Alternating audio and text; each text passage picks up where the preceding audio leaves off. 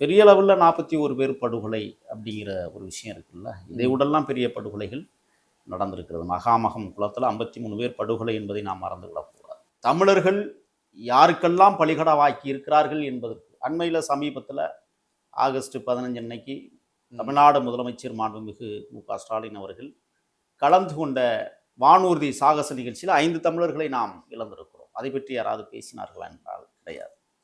இதையெல்லாம் தாண்டி இன்னொரு இனப்படுகொலை போல் நடந்தது. எத்தியார்குப்பம் 23 பேர் சாராய மரணங்கள். கள்ளக்குறிச்சி கருணாபுரத்தில் 69 பேர் அரசு கணக்கின்படி. ஆனால் அது கூடுதலாக இங்கே பேசப்பட்டது. 87 பேர் மரணமுற்றிருக்கிறார்கள். 13 பேர் கண் பார்வை இழந்திருக்கிறார்கள்.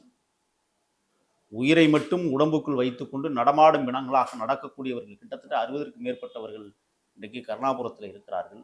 இது போன்ற எண்ணற்ற நிகழ்ச்சிகள் தமிழ்நாட்டில் தொடர்ச்சியாக நடந்தேறி இருந்தாலும் திராவிட இல்லை திருட்டு மாடல் ஆட்சிக்கு 6856 படுகொலைகள் இதுவரை இந்த 4.5 ஆண்டுகளில் ஒரு நாளைக்கு 6 படுகொலை வீதம் நடந்தேறி இருக்கு.